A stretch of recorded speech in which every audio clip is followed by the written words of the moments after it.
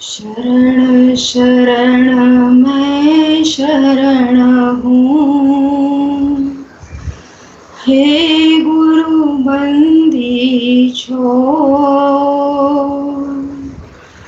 मोहि उबारो हे गुरु, यह सवारनी हो। देवन में गुरुदेव है, मूल पूजा गुरुदेव, गुणाद गुरु रूप है, वर सेवा गुरु से। गुरु आज्ञा में आवही, गुरु आज्ञा में जाय, सुरति रहे गुरु रूप में, व्यक्त व्यक्त समाय। व्यक्त अव्यक्त रूपात सर्वत्र विद्यमान सर्वव्यापी सत्ता सद्गुरुदेव चरणी नतमस्तक होऊन कोटी कोटी बार नमन। आजच्या सत्संगामध्ये उपस्थित सगळ्या गुरुभाई गुरु बहिण्यांचं आणि नवीन लोकांचं सत्संगामध्ये स्वागत। आज जसं अजितनी आपल्याला सांगितलं, अजितजींनी, की आज आपण सत्संगाचा विषय ठेवलेला आहे की गायत्री मंत्राची साधारण माहिती आपण करून घेणार आहोत। तर त्याचा इथे उद्देश विहंगम योगाच्या सत्संग ऑनलाईन मराठी सत्संगामध्ये ठेवण्याचा उद्देश हा आहे की आपल्या सगळ्यांना माहिती आहे की आपण जेव्हा विहंगम योगाची साधना करतो तेव्हा पहिल्यांदा आपल्याला गायत्री मंत्राचं उच्चारण करायला सांगितलेलं आहे आणि म्हणूनच त्या मंत्राचं महत्त्व माहिती असणं आपल्या सगळ्यांच्यासाठी फार आवश्यक आहे। तर त्याच्याबद्दल आपण आज थोडीशी चर्चा करूयात।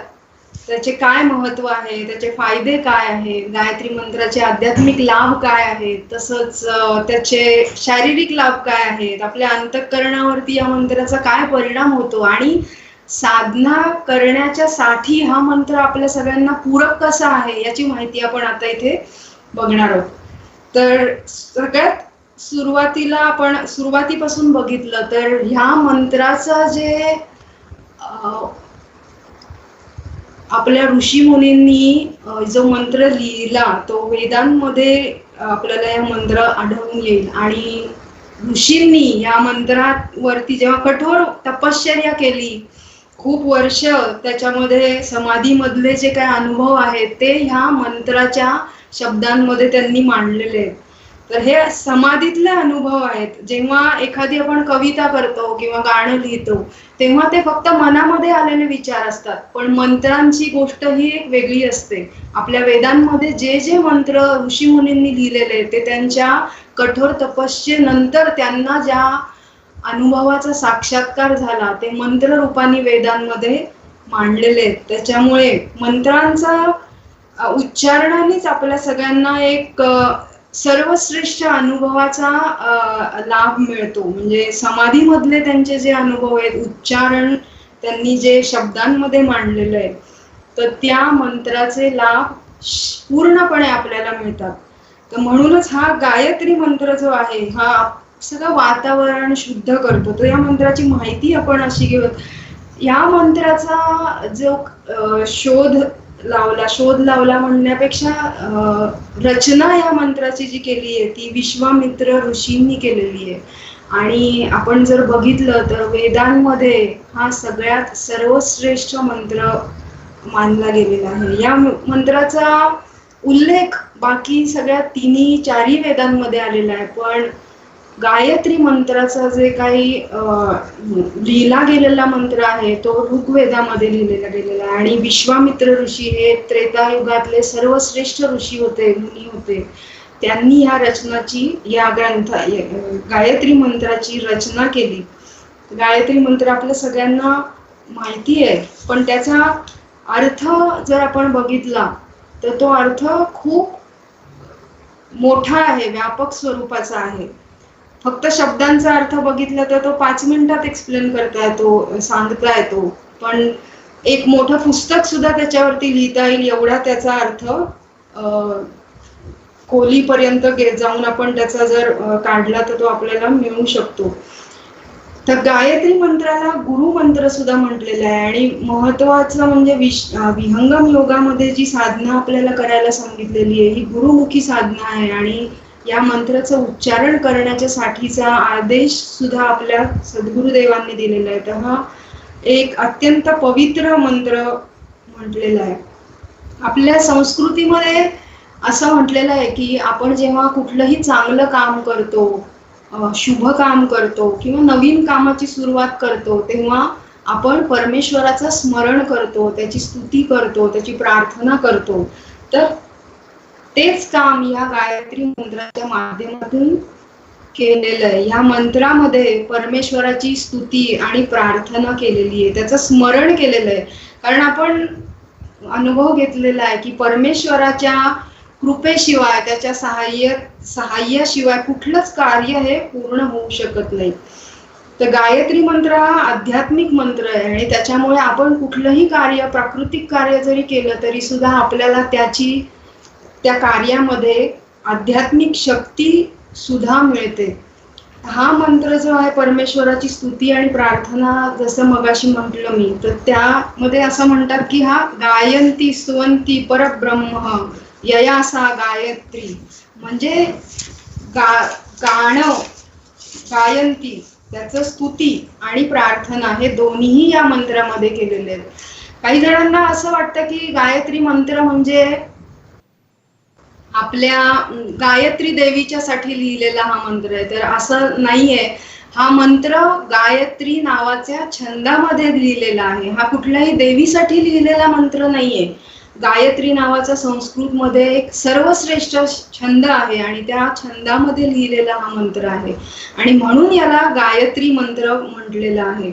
आणि हा गायत्री छंद सुद्धा संस्कृत मधला सगळ्यात सर्वोत्कृष्ट छंद मानला गेलेला आहे. आपण जर गीताचा अभ्यास केलेला असेल तर गीतेमध्ये सुद्धा श्रीकृष्ण अर्जुनाला सांगतात की वेदांमध्ये मी सामवेद आहे, अक्षरामध्ये मी अ अक्षर आहे, समासामध्ये मी द्वंद्व समास आहे आणि छंदामध्ये मी गायत्री छंद आहे. तर असा जे जे सर्वोत्कृष्ट आहे, सर्व उत्तम आहे, त्या सगळ्यामध्ये परमेश्वर आणि सद्गुरूचं अस्तित्व असतं. असा हा उद्देश या गीतेच्या ह्याच्यामधून सांगितलेला आहे. तर गायत्री छंदामध्ये लिहिलेला हा मंत्र आहे आणि त्यामुळे तो एक सर्व उत्कृष्ट मंत्र आहे. तो आपल्या मनाला आपोआपच शांती देतो, आपलं बुद्धी चांगली बनवतो, आपल्याला सुख देतो, असा हा सर्वोत्कृष्ट मंत्र आहे. या ऋग्वेद मधला 3ऱ्या मंडलामधला मंत्र आहे, त्यात 62व्या सूत्रामधला 10वा मंत्र आहे. तर या मंत्रावरती हे ऋषी मुनींचं आपण आता बघितलं. विश्वामित्र ऋषी याचे जनक आहेत, त्यांनी याची रचना केलेली आहे आणि याच्यावरती अनेक संशोधन पण आत्ताच्या काळामध्ये झालेत. कारण आपलं सायन्स हे फक्त आध्यात्मिक अनुभवांवरती मानणारं सायन्स नाहीये, ते त्याच्यावरती रिसर्च करतं आणि त्याचे खरंच लाभ आहेत का, त्याचबरोबर बाकीच्या मंत्रांच्या बरोबर ह्या मंत्राच्या तुलना करून त्यामध्ये सर्वोत्कृष्ट मंत्र हा कसा होऊ शकतो, आहे का नाहीये, याच्यावरती खूप रिसर्च केलेलं आहे. तर भारतामध्ये एम्स नावाची जी संस्था आहे, AIIMS म्हणजे ऑल इंडिया रिसर्च, जे मेडिकल रिसर्च सायन्सचे जे आहे त्या संस्थेनी आणि त्याचबरोबर IITच्या शास्त्रज्ञांनी सुद्धा या मंत्रावरती 1998 सालापासून संशोधन केलेलं आहे. त्याचबरोबर भारताच्या बाहेर जर्मनीच्या हॅम्बर्ग युनिव्हर्सिटीनी तसंच अमेरिकेतल्या सुद्धा काही युनिव्हर्सिटीनी याच्यावरती संशोधन केलं आणि त्यांना त्यामध्ये खूप गोष्टी आढळल्या. त्यांनी MRI करून वेगवेगळे EEG काढून मेंदूवरती ह्याचे परिणाम कसे होतात ह्याबद्दल माहिती मिळवलेली आहे. आणि जेव्हा हे सायंटिस्ट लोक सांगतात तेव्हा आपल्याला त्याचं महत्त्व जास्ती पडतं. पण आपण नेहमी जेव्हा गुरु सांगतो आणि कारण त्यांनी त्याचा अनुभव घेतलेला असतो आणि तो सांगतो त्यांच्या मार्गदर्शनाच्या खाली जेव्हा ह्या सगळ्या गोष्टी गायत्री मंत्रांचं उच्चारण असू देत किंवा साधना पद्धती अवलंबतो आपण तर त्याचा फायदा आपल्याला हा नक्कीच मिळतो. त्याच्यासाठी कुठल्याही सायंटिफिक रिसर्चची गरज नाहीये. पण ते आतापर्यंत जे झालेलं आहे त्याबद्दल आपण थोडंसं बघूयात की हे जे रिसर्च झालेलं आहे त्यांना मेंदूच्या रिसर्च मध्ये दिसलं की मेंदूचा जो पुढचा भाग असतो तर त्या भागाला प्रीफ्रंटल कॉर्टेक्स म्हणतात. तर त्या प्रीफ्रंटल कॉर्टेक्स मध्ये खूप चांगला सकारात्मक बदल त्यांना जाणवला. ऑर्बिट फ्रंटल कॉर्टेक्स असं सुद्धा मेंदूचा एक पार्ट आहे. तर त्या दोन्ही पार्ट मध्ये त्यांना खूप जास्ती पॉझिटिव्ह गोष्टी आढळून आल्या. म्हणजे जेव्हा गायत्री मंत्राचं उच्चारण रेग्युलर आपण करतो तेव्हा डोकं शांत होतं, आपली क्षमता डिसिजन घेण्याची कपॅसिटी जी आहे ती वाढते. त्याचबरोबर आनंदी राहण्याची वृत्ती वाढते. म्हणजे आपण आनंदी जेव्हा राहतो तेव्हा आपल्या मेंदूमध्ये एक प्रकारचे केमिकल प्रवाहित होत असतात. ही एक वृत्ती झाली आनंदी राहण्याची. तर ही वृत्ती एका केमिकलमुळे निर्माण होते. तर जेव्हा गायत्री मंत्र आपण म्हणतो तेव्हा ही वृत्ती केमिकल वाढतं त्याच्यामुळे आनंदी राहण्याची वृत्ती आपोआपच वाढते. एक प्रकारची पॉझिटिव्हिटी आपल्यामध्ये येते आणि हा अनुभव आपल्यापैकी बऱ्याच जणांनी आतापर्यंत घेतला असेल.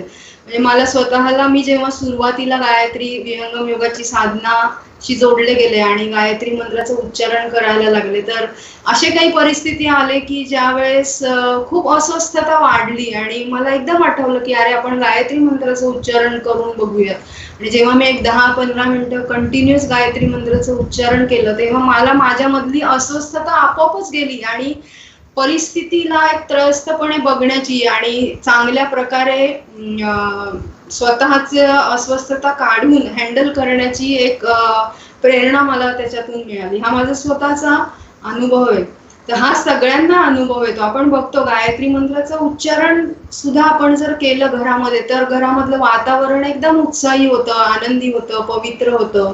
जो काही असा कंटाळवाणेपणा आलेला असतो तर तो निघून जातो. तर त्यासाठी गायत्री मंत्राचं उच्चारण हे फार महत्वाचं आहे. तर ह्याच्यामध्ये सायंटिस्ट लोकांनी काय निरीक्षण केलं की ह्या मंत्राचा मध्ये जे काय वेव्स साऊंड वेव्स तयार होतात तर त्या साऊंड वेव्स जवळजवळ 1 लाखापेक्षा जास्ती तयार होतात आणि त्याच आपल्या मेंदूवरती पडतात आणि त्या मेंदूवर पडल्यानंतर मेंदूच्या ज्या टिश्यूज आहेत, सेल्स आहेत ते जागृत होतात आणि त्याचा चांगला परिणाम हा आपल्यावरती होत राहतो. तर गायत्री मंत्राच्या बरोबर त्या सायंटिस्ट लोकांनी बाकीच्या मंत्राचं पण संशोधन केलं की काही लोकांना फक्त गायत्री मंत्र म्हणण्याच्यासाठी सांगितलं कंटिन्युअस 6 महिने 9 महिने आणि त्यांचं ऑब्झर्वेशन केलं आणि काही लोकांना साधे मंत्र म्हणायला सांगितले आणि काही लोकांना मंत्र पण म्हणायला सांगितलं नाही, त्यांचं फक्त कंटिन्युअस ऑब्झर्वेशन केलं. तर त्यामध्ये त्यांना दिसलं की गायत्री मंत्र जे लोक म्हणतात त्यांच्यामध्ये एक सकारात्मक ऊर्जा वाढतीये आणि एक काहीतरी क्रिएटिव्हिटी जास्ती वाढतीये. त्यामुळे सायंटिस्ट लोकांनी तर डिक्लेअर केलं की गायत्री मंत्र हा एक शक्तीचा साठ्याचं जे काय खोली आहे त्या खोली उघडण्याचं कुलूप आहे. म्हणजे आता जे आपण इथे फायदे त्याचे सायंटिस्ट लोकांनी सांगितले ते थोडेच मेजर त्यांनी जे केले ते तेवढेच आहेत पण त्याच्यापेक्षा भरपूर फायदे गायत्री मंत्रांनी आपल्याला मिळतात असं सायंटिस्ट लोकांनी सुद्धा डिक्लेअर केलेलं आहे.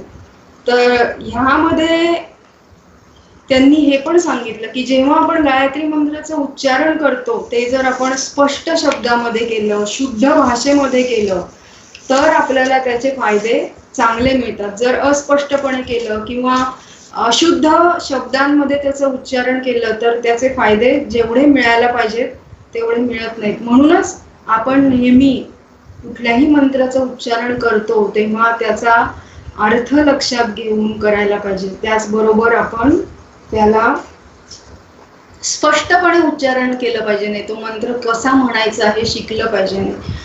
तर आपण विहंगम योगाच्या साधनेच्या आधी जे गायत्री मंत्राचं उच्चारण करतो त्याचा अर्थ हा खूप डीप आहे आणि त्याचा उच्चारण हे आपण स्पष्ट मोठ्याने पण करू शकतो, मनातल्या मनामध्ये सुद्धा करू शकतो. त्याच्या सुद्धा वेव्स तयार होतात आणि त्याचा सकारात्मक परिणाम आपल्या शरीरावरती होतो. आणि हा एक गुरु मंत्र आहे, गुरुनी सांगितलेला मंत्र, जो सर्वश्रेष्ठ मंत्र योगांमधला वेदांमधला मंत्र आहे.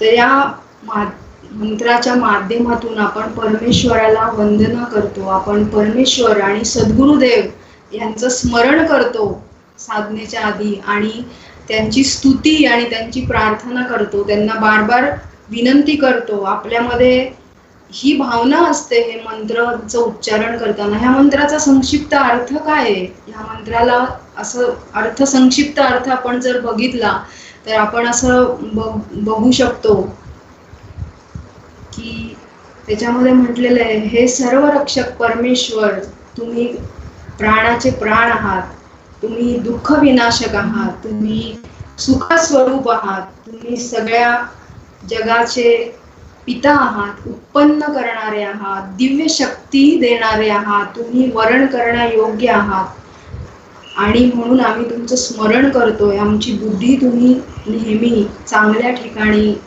लावा, आमच्या बुद्धीला नेहमी चांगल्या मार्गाने वळवा, असा ह्याचा संक्षिप्त अर्थ आहे. तर ह्या अर्थामधूनच आपल्याला दिसतं की आपण सारखं सारखं ह्या मंत्रांनी परमेश्वराची स्तुती आणि प्रार्थना करतोय. आपण विहंगम योगाची साधना जी करतो ती आपलं मन स्थिर करण्याच्यासाठी करतो आणि सगळ्यात महत्त्वाचं ही सद्गुरूंनी सांगितलेली आहे साधना. त्याआधी जे मंत्राचं उच्चारण होतंय ते उच्चारण मन स्थिर लवकरात लवकर होण्याच्यासाठी आपण करतो. तर ह्याच्यातून आपण परमेश्वराला प्रार्थना केली आहे, ईश्वराच्या महान गुणांचं आपण वर्णन केलेलं आहे, त्याची स्तुती म्हणजे आपण जे गुण बघितले की सर्वरक्षक परमेश्वर. या मंत्राची सुरुवातच ओम या शब्दाने केलेली आहे की जो स्वतःच एक उत्कृष्ट मंत्र आहे. ओम म्हणजे काय की ओम म्हणजे ईश्वराचं वाच्य नाव म्हटलेलं आहे, ज्यामध्ये सर्व गुण परमेश्वराचे आहेत त्याला ओम म्हणतात. तर या गायत्री मंत्राची सुरुवात ओमनी झालेली आहे. म्हणजे आपण ओम म्हणजे हे रक्षण करणारा, तुम्ही परमेश्वर जे आहे तुम्ही सगळ्या जगाचं रक्षण करणारे आहात. भू म्हणजे काय की प्राणाचे प्राण आहात. प्राणाचे प्राण म्हणजे प्राणाला सुद्धा तुम्ही ऊर्जा देणारे आहात, कारण तुमच्याशिवाय आम्हाला प्राण सुद्धा मिळणं शक्य नाहीये.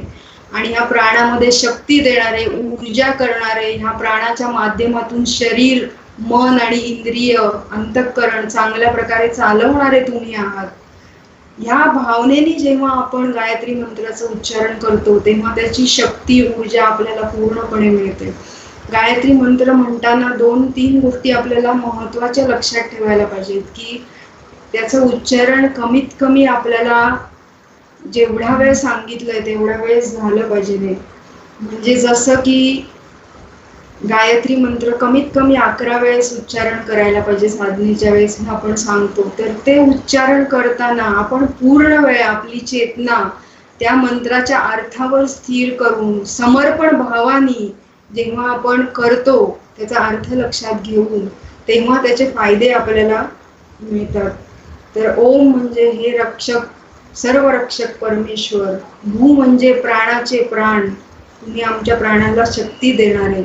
भुव म्हणजे दुःख विनाश करणारे, जे काही आमचं दुःख आहे ते दुःख कमी करणारे, नष्ट करणारे, विनाश करणारे परमेश्वर आणि सद्गुरू तुम्ही आहात. आणि तत्सवितुर म्हणजे ह्या सगळ्या जगाचे निर्माण करणारे, नियामक, चालवणारे, रक्षण करणारे, उत्पत्ती करणारे परमेश्वर तुम्ही. असे तुम्ही, आम्ही तुमचं वरेण्यम म्हणजे तुमचं आम्ही वरण करतो, आम्ही तुमचं हरण करतो, आम्ही तुमच्याकडे पूर्ण समर्पण करतो आणि तुमचं जे काय भर्गो देवस्य म्हणजे तेज स्वरूप प्रकाश, तुम्ही कसे आहात प्रकाश स्वरूपात. इथे परमेश्वराची आता स्तुती केलेली आहे. तुम्ही कसे आहात तेज स्वरूप आहात, प्रकाश स्वरूप आहात. आज आपण बघतो की सूर्य जगाला ऊर्जा देतो, एनर्जी देतो, आणि तेव्हा आपल्याकडे सकाळी उठल्यावर आपल्याला ऑटोमॅटिक फ्रेश वाटतं, कारण सूर्योदय होतो, आपल्याला एनर्जी मिळालेली असते, सगळीकडे लख्ख प्रकाश असतो. तर ह्या सूर्याला सुद्धा प्रकाश देणारा जो कोण आहे तो परमेश्वर आहे. तुम्ही प्रकाश स्वरूप आहात, तुम्ही तेज स्वरूप आहात, आणि तुम्ही देवस्य म्हणजे दिव्य शक्ती देणारे आहात. तर असे दिव्य शक्ती देणारे तुम्ही जे परमेश्वर आहे, तुम्हाला आम्ही काय करतो, सारखा सारखा नमन करतो, प्रणाम करतो, पूर्ण समर्पण करतो. ह्या भावाने आपण गायत्री मंत्राचं उच्चारण करतो. आणि धीमही म्हणजे आम्ही तुमचं ध्यान करतोय. शेवटी साधनेमधून आपण जेव्हा पुढे पुढे जातो, मन स्थिर होतं, तेव्हा आपल्याला सद्गुरूचं दर्शन होतं, आणि त्यानंतर आपल्याला परमेश्वराचं दर्शन होतं. तर सद्गुरू आणि परमेश्वराचं ध्यान आपण करतो आहोत. तर आम्हाला चांगली बुद्धी दे, धियो यो नः प्रचोदयात, आणि आम्हाला अंतर्मुख कर, आमचं अंतःकरण शुद्ध कर, पवित्र कर, आमचं सगळ्या प्रकारचं रक्षण कर. ह्या भावनेने आपण गायत्री मंत्राचं उच्चारण करतो. आणि ह्याच भावनेने जेव्हा आपण उच्चारण करतो, तेव्हा आपलं मन हे आपोआप साधनेच्या आधीच स्थिर व्हायला सुरुवात झालेली असते. आणि त्यामुळे आपली जी साधना सुरू होते मन स्थिर करण्याची, त्याच्यामध्ये सहजता होते, साधनेमध्ये चांगले अनुभव आपल्याला यायला लागतात, आणि सद्गुरु कृपेने आपण अध्यात्मामध्ये प्रगती पथावरती पुढे पुढे जायला लागतो. तर ह्या गायत्री मंत्राचं उच्चारण कमीत कमी 11 वेळेस सकाळ संध्याकाळ जेव्हा आपण साधना करतो तेव्हा तर करायलाच पाहिजे. पण विहंगम योगामध्ये अजून एक गोष्ट सांगितली आहे की आपण वैदिक पद्धतीने यज्ञ करतो, जिथे वेगवेगळ्या ऋषी मुनींचे मंत्र आपण म्हणतो, आणि त्या सगळ्या मंत्रांचे जे वेगवेगळे लाभ आहेत, फायदे आहेत, ते फायदे आपल्याला मिळतात जेव्हा आपण जेव्हा पूर्ण समर्पण भावनेने ते करतो, की इदम न मम असं म्हणून आपण जेव्हा समर्पण करून त्या मंत्राचा पूर्णत्वानंतर आहुती देतो. तर तसाच गायत्री मंत्राच्या नी सुद्धा आपण यज्ञ करू शकतो. जर आपल्याला वैदिक यज्ञ माहिती नाहीयेत तर रोज सकाळ संध्याकाळ गायत्री मंत्रांनी जर आपण यज्ञ केला 11 वेळेस, 21 वेळेस, 51 वेळेस, छोट्या हवन कुंडामध्ये तुपाची आहुती देऊन जर सकाळ संध्याकाळ केला तर आपल्याला लक्षात येईल की आपल्या साधनेमध्ये आपोआप वृद्धी होत चाललेली आहे, आपले नियमितता वाढलेली आहे, आपल्यामधले दोष दुर्गुण कमी व्हायला लागलेले आहेत. आणि हे सगळं सद्गुरू आणि परमेश्वर कृपेने आपण अध्यात्माच्या पथावरती पुढे जाऊन आपल्याला आता अध्यात्मामध्ये रुची पण वाढलेली आहे, वाढत चाललेली आहे, आणि त्याचे फायदे पण आपल्याला मिळत आहेत. या सगळ्यांचा अनुभव आपण हळूहळू घ्यायला लागतो. तर खरं सांगायचं तर हे सगळे अनुभवाची गोष्ट आहे. म्हणजे आपण चर्चा कितीही करू शकतो, पण आता ह्या सत्संगामध्ये जे कोणी इथे उपस्थित आहेत त्या सगळ्यांना जर नवीन लोक असतील तर त्यांना मी विनंती करते की आपण सगळ्यांनी विहंगम योगाची पहिल्या लेवलची साधना तर शिकाच, आणि त्याबरोबर जोपर्यंत आपण साधना शिकत नाहीये तोपर्यंत गायत्री मंत्राचं उच्चारण करा. पण गायत्री मंत्र म्हणजे सर्व असं नाहीये, ही पूरक गोष्ट आहे की ज्याच्या माध्यमातून आपण मनाला स्थिर करण्याच्या साठीची जी साधना विहंगम योगामध्ये शिकवली जाते, ज्याचे फायदे आपल्याला अनुभवायला मिळतात, तर हे फायदे मिळवण्याच्या साठीची गायत्री मंत्राची ही पूरक जे काही स्टेप आहे ती करणं रोज गरजेचं आहे. तर परत एकदा मी गायत्री मंत्राचं उच्चारण आपल्या सगळ्यांच्यासाठी करते आणि त्याचा अर्थ सांगते, आणि तोपर्यंत जर कोणाचं काही प्रश्न असतील तर त्यावरती पण आपण चर्चा करूया.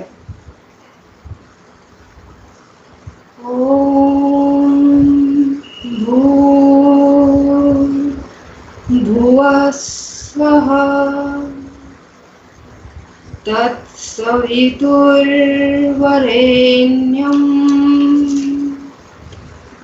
भर्गो देवस्य धीमहि धियो यो नः प्रचोदयात्। आपण जेवढ्या शांतपणे आणि सावकाश या मंत्राचं उच्चारण करू आणि जेवढ्या गंभीरतेने करू तेवढा त्याचा आपल्याला लाभ अनुभव चांगला मिळतो। आणि ह्या मंत्राचं उच्चारण करताना नेहमी एक गोष्ट लक्षात ठेवली पाहिजे नाही की हे मंत्र आपण परमेश्वर आणि सद्गुरूचं स्मरण करून त्याच्या सद्गुरुदेवांच्या चरणावरती सारखं सारखं नमन करून वंदन करून जेव्हाचं उच्चारण करतो तेव्हा मन हे आपलं नक्कीच स्थिर होतं। कारण हा मंत्र जो आहे वेदांमधला सर्वोत्कृष्ट मंत्र आहे आणि ह्याचा लाभ आतापर्यंत कित्येक व्यक्तींनी घेतलेला आहे। सायन्सनी पण ह्याला मान्यता दिलेली आहे की हा उत्कृष्ट मंत्र आहे। तर ह्याचा सगळ्यांचा लाभ आपण सगळ्यांनी घ्यायचा। थोडक्यात अर्थ परत एकदा सांगते की हे सर्वरक्षक परमेश्वर, तुम्ही प्राणाचे प्राण आहात, तुम्ही दुःख विनाशक आहात, तुम्ही सुख स्वरूप आहात, तुम्ही सगळ्या जगाचे पिता आहात, उत्पन्न करणारे आहात, दिव्य शक्ती देणारे आहात, तुम्ही प्रकाश स्वरूप आहात। आम्ही तुमचं ध्यान करतो आणि आमच्या बुद्धीला नेहमी शुभ कर्मामध्ये ठेवा, चांगल्या मार्गाला लावा, चांगल्या कर्मांमध्ये आमचं मन प्रवृत्त करा।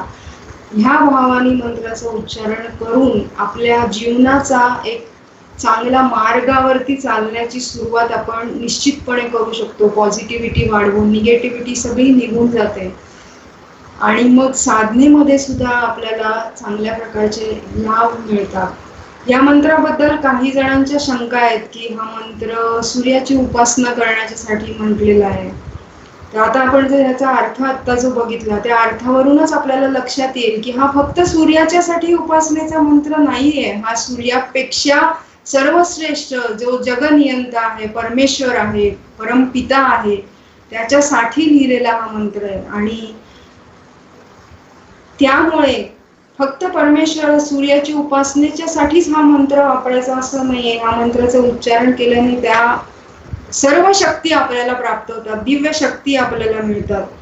आणि त्याचबरोबर काही जण म्हणतात की हा मंत्र बायकांच्यासाठी निषिद्ध मानलेला आहे, बायकांनी म्हणायचं नाही, असं पण काही शंका काही जणांनी विचारलेल्या आहेत।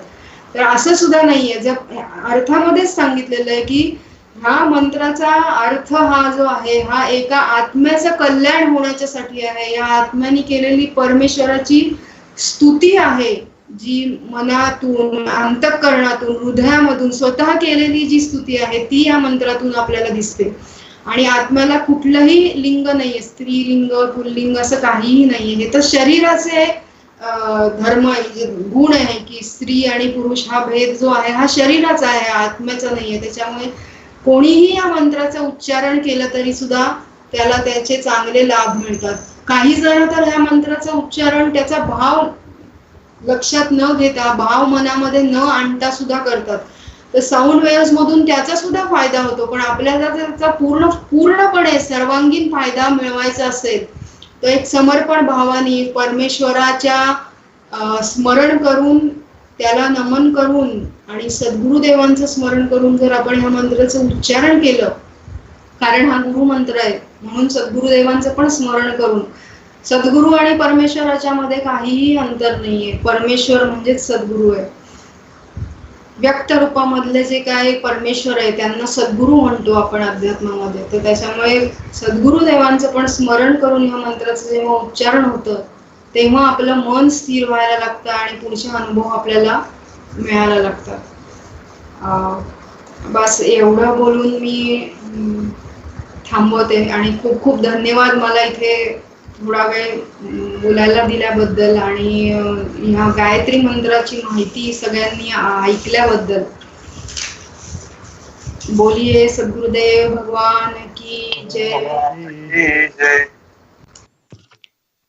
खूप खूप धन्यवाद उल्काताई, तुम्ही खूपच छान पद्धतीने गायत्री मंत्राबद्दल आम्हा सर्वांना माहिती सांगितली।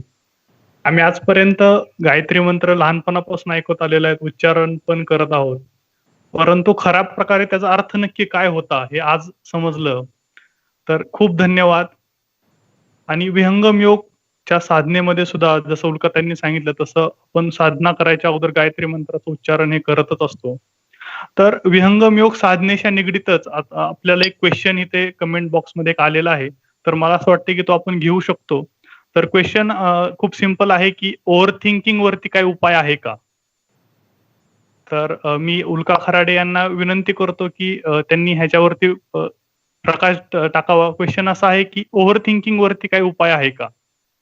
तर प्लीज उल्काताई तुम्ही ह्या प्रश्नाचं उत्तर दिलं तर जे जिज्ञासू आहेत त्यांना खूप बरं पण होईल आणि बाकीचे पण जे नवीन लोक आहेत त्यांना पण, कारण हा प्रश्न सर्वांसाठीच आहे, जनरल क्वेश्चन आहे. तर प्लीज उल्काताई ह्यावरती थोडंसं माहिती द्या. ओके. खूप चांगला प्रश्न आहे आणि जसं अजितजींनी म्हटलं की हा प्रश्न सगळ्यांनाच पडलेला असतो. तर आता आपण बघितलं की आपण आज या सत्संगामध्ये उपस्थित आहोत याचं कारण एकतर आपण विहंगम योगाशी जोडले गेलेलो आहोत, नाहीतर विहंगम योगाशी जोडण्याचे इच्छुक आहोत. म्हणजे याचा अर्थ असा की आपल्याला काहीतरी कुठल्या तरी गोष्टींची अपेक्षा आहे की ज्या गोष्टींची कमतरता आपल्या जीवनामध्ये आहे, ज्या गोष्टी आपल्याला मिळवायच्या आहेत. तर त्याच्यातली सगळ्यात मोठी महत्वाची गोष्ट जर बघितलं तर आज कोणातरी एकाला नाही, सगळ्या जगालाच ह्या प्रश्न पडलेला आहे की माझं मन जे आहे ते कसं आहे, खूप अनियंत्रित आहे, चंचल आहे आणि त्याला मी नियंत्रणात कसं आणू. तर ह्याचं उत्तर आपल्याला विहंगम योग देतं. कारण विहंगम योगाची जी साधना आहे ही मनोनिग्रहापासून सुरू होते. मनाला आपण शरीराच्या एका विशिष्ट ठिकाणी स्थिर करण्यासाठी सांगतो आणि सद्गुरु कृपेनी आणि आपल्या अभ्यासाने ते आपल्याला शक्य होतं. आता इथे ओव्हर थिंकिंग जे म्हटलेलं आहे, ओव्हर थिंकिंग म्हणजे काय की आपल्या मनामध्ये अति जास्ती विचार येत आहेत आणि ह्या अति जास्ती विचारांवरती नियंत्रण जर करायचं असेल तर त्याला एक आणि एकच मार्ग आहे. विहंगम योगाची साधना जेव्हा आपण करतो तेव्हा जे विहंगम योगाचे साधक आहेत ते अनुभव घेतात की आपल्या विचारांमध्ये कमी हे होतो, फ्रिक्वेन्सी विचारांची कमी होते, आपण शांत होतो. एकदा शांत झालं की आपल्यामध्ये ओव्हर थिंकिंग जे चालू होतं ते बंद होऊन जातं. ओव्हर थिंकिंग म्हणजे काय की एखादी गोष्ट जेव्हा आपल्याला कळत नाही किंवा एखादी गोष्ट करायची असेल तर त्याच गोष्टीबद्दल सारखा विचार आपल्यामध्ये येतो किंवा खूप डेप्थ मध्ये आपण त्याच्याबद्दल विचार सारखा कंटिन्युअसली करत जातो आणि ह्या विचारांवरती आपल्याला नियंत्रण येत नाही. तर विहंगम योगाची साधना जेव्हा आपण करतो 1-2 महिने, 3 महिने, 4 महिने, तेव्हा आपल्याला हे कळतं की आपल्या विचारांमध्ये तर नियंत्रण आलेलंच आहे, पण आपल्याला एक डिसिजन मेकिंग पॉवर सुद्धा मिळालेली, एक चांगली बुद्धी मिळालेली आहे, निर्णय घेण्याची क्षमता मिळालेली. आणि जेव्हा आपली निर्णय क्षमता वाढते तेव्हा आपल्या मनावरच्या विचारांवरती आपोआपच नियंत्रण येतं. कारण थिंकिंग फक्त ह्याच्याचमुळे होतं की ओव्हर थिंकिंग जे म्हणतोय मी की ह्याच्याचमुळे होतं की आपल्याला काही सुचत नाही आणि त्याबद्दल आपण सारखा विचार करत राहतो. तर जे साधनेमध्ये आपल्या मेंदूमध्ये alpha, beta, theta, delta waves जे आहेत त्याच्यावरती परिणाम होतो आणि त्याच्यातनं एक पॉझिटिव्हिटी, सकारात्मकता निर्माण होते. तर त्यामुळे आपले ओव्हर थिंकिंग आपोआपच कमी होतं. आणि एक गोष्ट आपल्याला लक्षात घ्यायला पाहिजे नाही की विचार मनामध्ये हे सगळ्यांच्या येतच राहतात. विचारांवरती नियंत्रण आणण्याच्या साठीच आपण साधना करतो. जेव्हा साधनेला बसतो तेव्हा प्रत्येक क्षणाक्षणाला मन हे चंचल असल्यामुळे दुसऱ्या ठिकाणी निघून जातं. तर त्या मनाला आपण जेव्हा ओढून प्रयत्नपूर्वक एका विशिष्ट ठिकाणी स्थिर करण्याच्यासाठी सारखा अभ्यास करतो, प्रयत्न करतो, तेव्हा ते हळूहळू स्थिर व्हायला लागतं. पण सगळ्यात पहिली गोष्ट विहंगम योगाच्या साधनेने येते की जे निगेटिव्ह थिंकिंग आहे, जे वाईट विचार आहेत, ज्यांनी आपल्याला त्रास होतोय असे विचार आहेत, हे विचार आपोआप निघून जातात आणि त्याची जागा हे पॉझिटिव्ह विचार घेतात. पहिल्या लेवलची जी विहंगम योगाची साधना आहे ती साधना मनाला शरीराच्या बाहेर आपण नियंत्रित करतो. पण ह्याचा अर्थ असा होत नाहीये की ते विचार पूर्णपणे थांबलेले आहेत. साधनेमध्ये आपले विचार थांबले तरी सुद्धा साधना झाल्यानंतर आपले जे विचार चालू असतात त्या विचारांमध्ये शक्ती, एनर्जी, ऊर्जा ही देण्याचं काम ती 10 मिनिटाची सकाळची साधना आणि 10 मिनिटाची संध्याकाळची साधना करतं. आणि त्यामुळे ओव्हर थिंकिंग नी जो त्रास आपल्याला होतोय तो त्रास आपला पूर्ण बाजूला जातो. तर मी असं म्हणेल की विहंगम योगाची साधना जी आहे ती साधनाच एक मार्ग आहे की ज्यामुळे ओव्हर थिंकिंग हे बंद होऊ शकतं. आणि असं नाहीये तुम्ही 2 दिवस साधना केली आणि तिसऱ्या दिवशी तुमचं ओव्हर थिंकिंग बंद झालंय. ही साधना ही प्रोसेस आहे. तुम्हाला नियमपूर्वक दृढ संकल्पाने धैर्याने राहून सारखी प्रॅक्टिस करायला पाहिजे. म्हणजे आपण एखादी नवीन गोष्ट शिकतो तेव्हा ती गोष्ट आपल्याला पूर्णपणे चांगली जमायला सुद्धा आपल्याला काही वेळेस महिनाभर लागतो. ABCD आपण शिकतो तेव्हा लहानपणी आपण ते वर्षभर शिकतो तेव्हा आपण चांगलं अक्षर काढू शकतो, अ आ इ चांगल्या प्रकारे लिहू शकतो. तर तसंच हे साधनेचं आहे की जसं तुम्ही सुरुवात करता तर सुरुवातीला 8 दिवस 15 दिवस स्थिर बसता सुद्धा येत नाही आपल्याला. आणि त्यानंतर हळूहळू जशी आपली प्रॅक्टिस पुढे जाते, आपला अभ्यास पुढे जातो, तसा आपल्याला वेगवेगळ्या गोष्टी लक्षात यायला लागतात. की सगळ्यात पहिली गोष्ट तर लक्षात येते की अरे हे मन आपल्याला वाटतं त्यापेक्षा कित्येक पटीने चंचल आहे, अस्थिर आहे. आणि म्हणूनच आपण सद्गुरुदेवांना प्रार्थना करतो जेव्हा साधना सुरू करतो तेव्हा की हे सद्गुरुदेव, माझं मन माझ्या नियंत्रणामध्ये नाहीये, ह्याला तुमच्या शक्तीनेच तुम्ही नियंत्रित करा आणि अस्थिरता घालवून त्याची शक्ती जी आहे ती शक्ती आम्हाला भौतिक जगामध्ये वापरण्याच्या साठी त्याला स्थिर करा, शांत करा, अशी आपण प्रार्थना करतो. तर ह्या साधनेनी सायंटिफिकली सुद्धा प्रूव्ह झालेलं आहे की मनावरती नियंत्रण येतं, पॉझिटिव्हिटी वाढते, निगेटिव्हिटी दूर होते. तर ओव्हर थिंकिंग या साधनेने कमी होतं हे सुद्धा अभ्यासाने प्रूव्ह केलेलं आहे. आणि आपण सगळेजण याचा अनुभव जे साधक आहेत यांनी घेतलेलाच आहे. मला वाटतं एवढं एक्सप्लेनेशन पुरेसं आहे. धन्यवाद उल्काताई. खूपच छान प्रकारे तुम्ही हा जो प्रश्न होता ओव्हर थिंकिंगचा त्याला तुम्ही विहंगम योगाशी रिलेट करून त्याचं एकदम सुंदर प्रकारे उत्तर पण दिलेलं आहे. तर कन्क्लुजन असंच आहे की जर ओव्हर थिंकिंग मनाला कंट्रोल करायचं असेल तर त्यासाठी तुम्हाला मेडिटेशन करावं लागेल. विहंगम योगची फर्स्ट स्टेजची जी मेडिटेशन पद्धती आहे ती खूप छान आहे. ती फ्री ऑफ कॉस्ट मध्ये आपल्या सर्वांना शिकवली जाते. तर ज्या कुणाला ही पद्धत शिकायची असेल त्यांनी स्क्रीनवरती एक व्हॉट्सअपचा नंबर आहे त्यावरती मेसेज करा. तुम्हाला फ्री ऑफ कॉस्ट मध्ये ही मेडिटेशन पद्धत शिकवण्याची व्यवस्था केली जाईल. आणि तुमचे जर अजून काही असे प्रश्न असतील, आध्यात्मिक काही क्वेश्चन असतील तर तुम्ही या व्हॉट्सअप नंबरवरती पण पाठवू शकता. आत्ता पाठवले तरी काही हरकत नाही. आम्ही नेक्स्ट सेशनच्या वेळेस त्या प्रश्नांची उत्तर देण्याची सोय करूया. आणि सत्संगाच्या शेवटी आपण शांतीपाठसाठी मी जयंतला तयार होण्यासाठी सांगतो. आणि जयंत कुलकर्णींनी शांतीपाठच्या शेवटच्या 2 लाईनींचा पाठ करावा अशी मी त्यांना विनंती करतो. शांतिपाठ. हे प्रभु शांति स्वरूप हो, शांति शांतिमय शांति, शांति शांति जन शांति हो, पूर्ण शांतिमय शांति. हे प्रभु शांति प्रदान कर, दूर हो सर्व अशांति. देव सदा फल शांतिमय, शांति शांति सुख शांति.